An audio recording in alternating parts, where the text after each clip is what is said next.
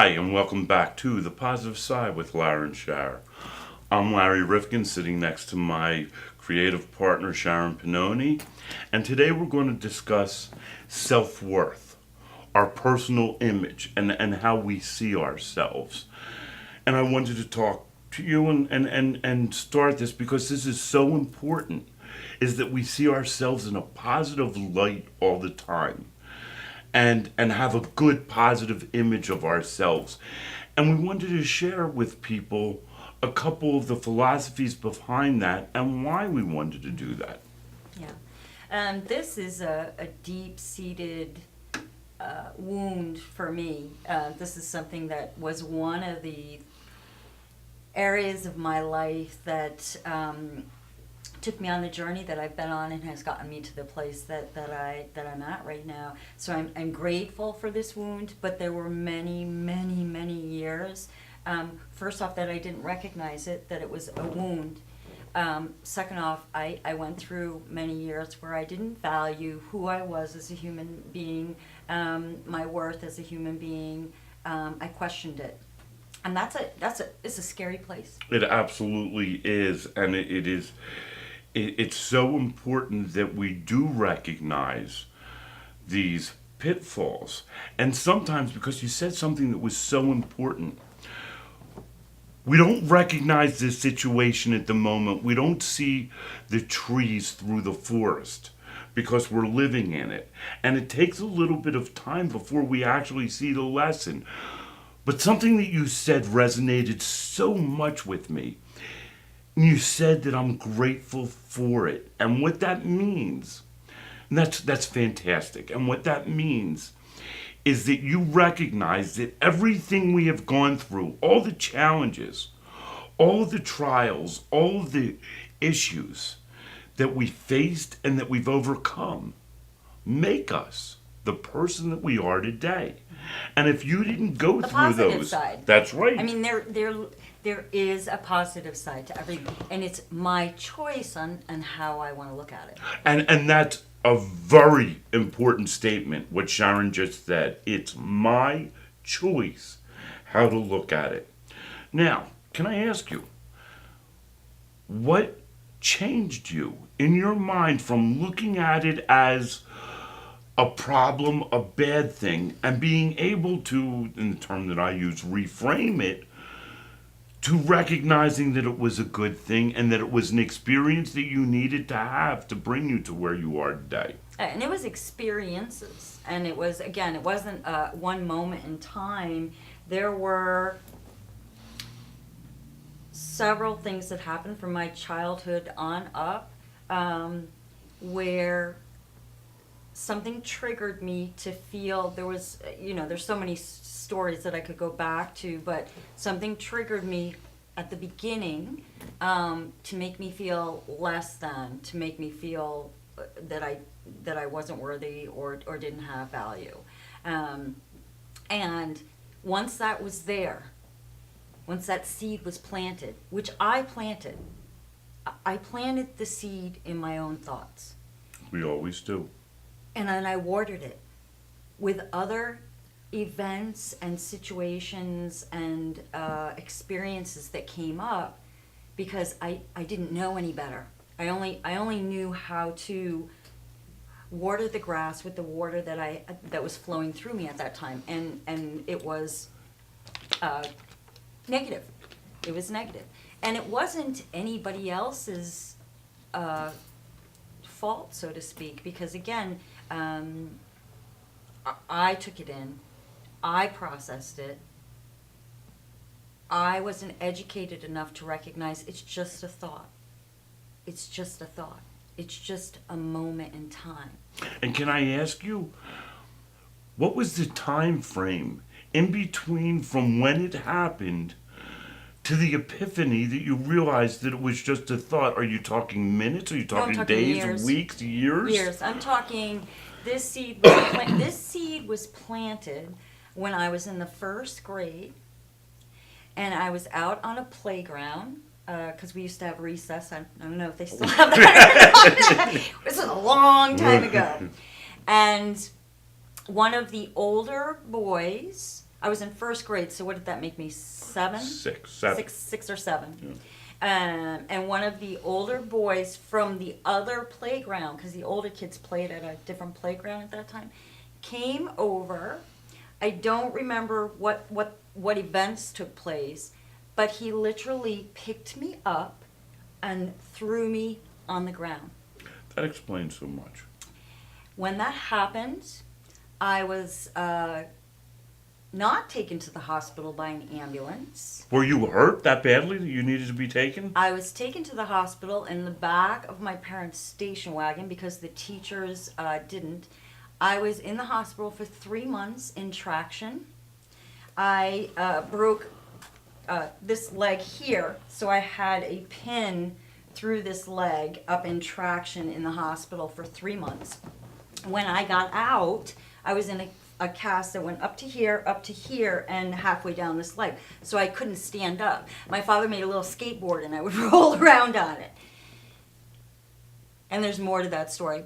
But somebody picked me up and threw me on the ground like I wasn't worth anything. That was first grade.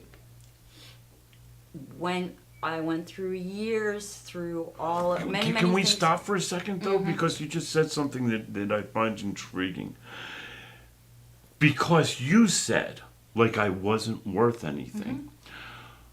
As my background and my undergrad degree being in adolescent psychology, I'll tell you, he didn't do it because you weren't worth anything. You know that, right? When you're 7 years old. You saw it that way. Right, which goes back to the beginning when I said I planted the seed. I planted the seed. You did. And then events and experiences moving forward through the years, I kept watering that seed with little things that would happen that were big things to me, because that's where my thought process was. And this went until I was around 19 or 20 when many of you know I was involved in drugs, and my big drop to my knee moment, and when I went into the drug rehab. When I went into the drug rehab, the process for that is they peel you back like the onion, and they basically strip you of beliefs that you had. If you're open to it, which I was ready. And in doing so, it allowed me to recreate myself. Now, was that it? No. But at this point, I was old enough to recognize that I had a choice, and to let go of those thoughts that still come into my mind, but I don't hold them anymore. Now, let I me don't ask feed you. them. Don't feed the fears. I love that Yeah. line. The first time that this happened, that the boy picked you up and threw you down, was in first grade. You were 6 years old. You now went to a point where you were 19, a difference of 13 years, more than a decade. Were there other things that added to your feeling of self-worth and your self-picture Many. that was negative? In my eyes, yes. When I liked a boy and he acted like he liked me, but then chose somebody else over me. What's wrong with me? Those were my thoughts. Why did you like me, but then you liked her and are dating her? What's wrong with me? What's wrong with me? When I was 16 years old, and I was at that point trying to not feel these things, so it was part of the journey through my years of experimenting with drugs. And I went to a Catholic high school, and some events happened, and I sat at a table of my peers, and I'm not talking peers that I was in class with, I'm talking about the teachers, and not one of them my parents were sitting at the table, and every single one of those teachers basically told me, you will not amount to anything, you are not anything. This is what adults were telling me in a time of weakness, and my weakness was based on all of these thoughts that I had brought up to there. So talk about reinforcing the negative. And then did the epiphany for all of this come at the same time? Or was it more of a process over that started, I imagine, when you were 19? It started when I took my hands off the steering wheel because I was so tired and I just wanted to die. But that was after you were 19, correct? No, that was when there was something, I don't know how to explain it. There was something that said, you're worth it. Put your hands back on the wheel. Thank And God. then I went into the drug rehab and the rest of the process started. So now you're somewhere around 19 years old. You've gone through reinforcing negative thoughts for the past 2 decades, starting with a boy that hurt you and different things that happened for the next 13 years, to a point where you were ready to take your hands off the steering wheel until you had an epiphany that said, no, it's worth it. And what I'd like to know is, was that when you first started realizing your own self-worth and realizing that you are more than these negative experiences? Was this the tip of the iceberg that started you to realizing and seeing yourself as a gift and as the beautiful person that you are? Thank you for saying that. And I do recognize that I'm a gift. We're all gifts. I think what I recognized at that point in my life is just that life is the gift. And it wasn't the voice, it was a voice. It wasn't a voice that said, it's worth it. It said, you're worth it. You're worth it. Like, that was the moment. And I went into the drug rehab and went through that, which was amazing. If you're ready, go. Because your life will change. If you're not ready, keep seeking help, but there will be a time. Once that happened, I started recognizing that I could manifest my life. There was a job that I wanted, selling cars at a Ford dealership. I'm short, I'm in my 20s, I'm a girl, and this is quite a few years back. This is in the 80s, and not too many female, car salespeople. I wanted this job. And I kept envisioning it, and I got the job, and I made a lot of money, and I bought my first house, and I mean, this is in my early 20s. This is going years with the negative, and that took me down a very dark path. Once I started thinking positively, the positive started coming to me.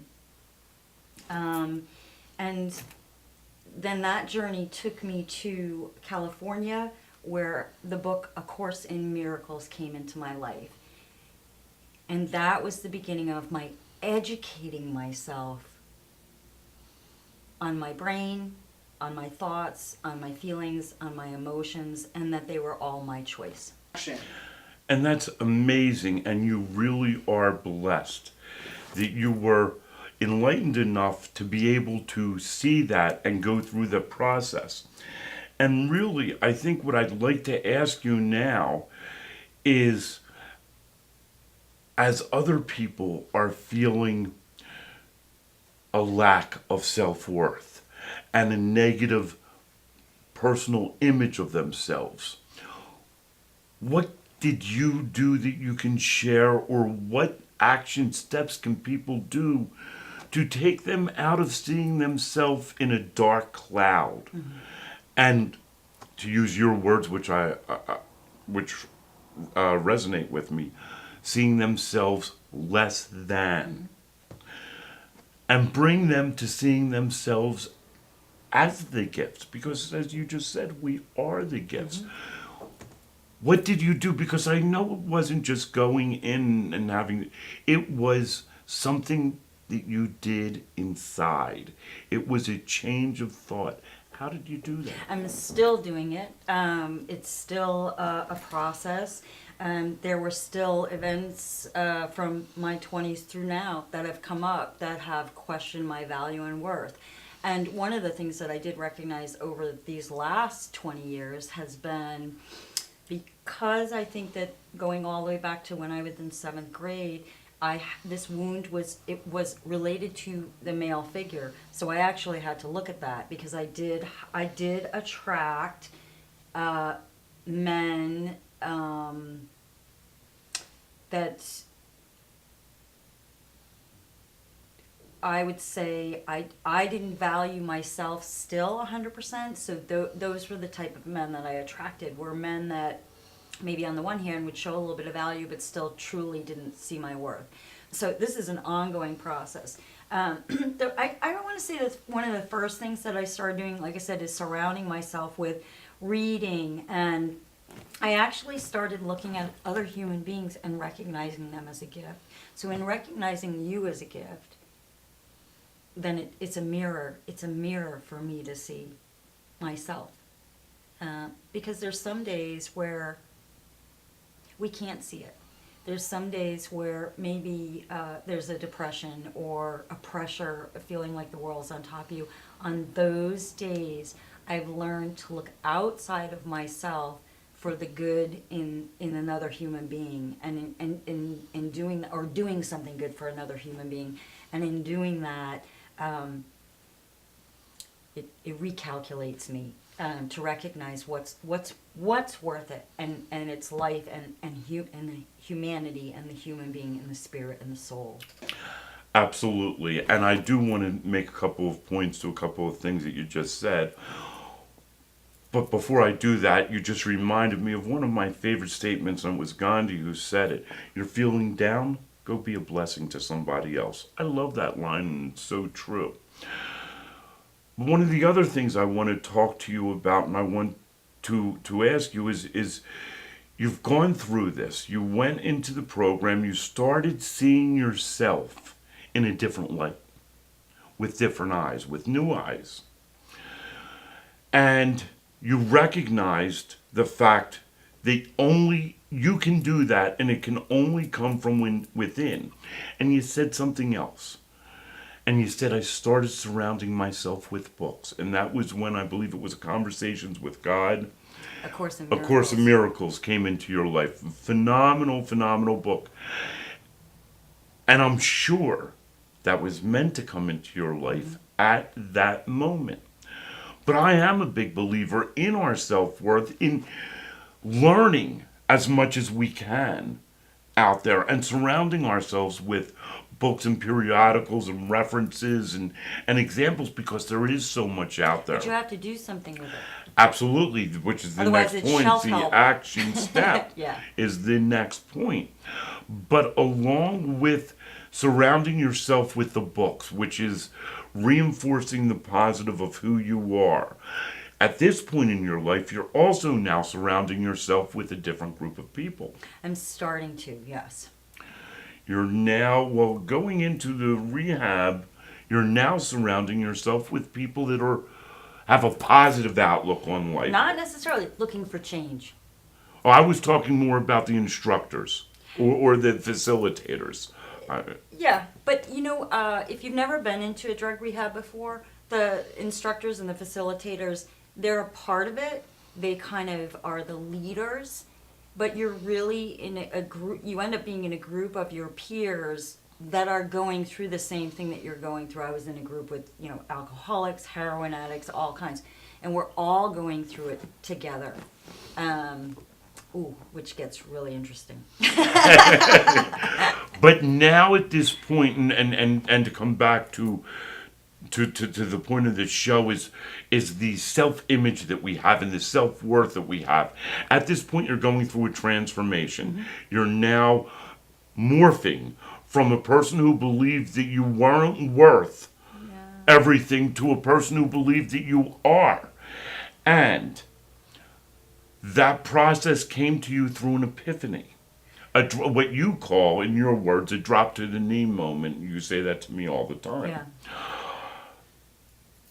from that drop to the knee moment or that epiphany, have you now at that point blocked out all of the negative thoughts about yourself, or do they still creep in? No, they're never blocked out because think they I'm a can be. human being and my ego exists and our egos get bruised really easily. What I do have now in me that I didn't have when I was younger because I built it, it's mine, I own it, is a recognition that I was born into this world. And this world would not be the same if I wasn't in it. Yes, it's a very powerful statement, and some people might say, well, that's ego-based. No, it's the truth. There's nobody else in this world like you. There's nobody else in this world like me. There's a reason that I'm here, and that in itself is the value and worth. That's an amazing thought. And you got to this from what you're saying in a short period of time, but what I believe is a much longer period of time, because now you're changing your mind about yourself. This is not something that happens overnight. But now you're seeing your self-worth, and this is what we want to bring people to do, is to see themselves in a positive light. Because we're all gifts. We all have unique talents, unique personalities, unique gifts that we bring to the world and to the universe. And we're all here for a reason. But a lot of us need what you had, is that moment to change how we look at ourselves. You did it because you made up your mind, but there are exercises out there that can help people to do that. And I know, one of them is envisioning our happy place and a happy life. And one of the ways that we do that, something that you're very big on and have shared with me, are things like vision boards. But when you do something like that, you're seeing yourself in a positive light. You're seeing yourself where you would like to be and where you want to be. And if we can put that on paper and we can visualize it and now see it in front of us, it's something that we work to. What are some other exercises that people can use to transform from that negative self-image towards seeing themselves in the beauty that they are? Gratitude. The first thing that I do before my feet hit the floor in the morning is I do an appreciation rampage of gratitude for all the things that I'm grateful for that are in my life at this moment, and recognize that everything is changing, constantly changing. So to be grateful for what I have now allows me to hopefully be open enough to receive the more good things that are coming my way, because I do recognize and will tell you the power of being in a positive space and thinking positively about yourself and recognizing your value and your worth and setting your boundaries and doing all of those things. I do recognize that I teach the world how to treat me. So in the morning, again, some people, I call this self-love. Some people may call it selfish or ego. Call it what you want. It works for me. And it's opened my heart up to many other people. Is I look in the mirror every morning and I find the beauty in me. I see my eyes. I see my heart. I have a conversation with myself, a positive, good conversation. I set my intentions with my own reflection in the mirror in the morning for who do I want to be in this world today. And that's an amazing thought, and that's what people need to do is to be able to see themselves as they want to be. Who do they want to be in this world today? Choose it. Choose it, own it, Yeah. and make it yours. We hope that there's something that you learned today and are able to use in your daily life. And always see, that things are good and that you are a gift. And until next time, Remember, remember, there's always a positive side.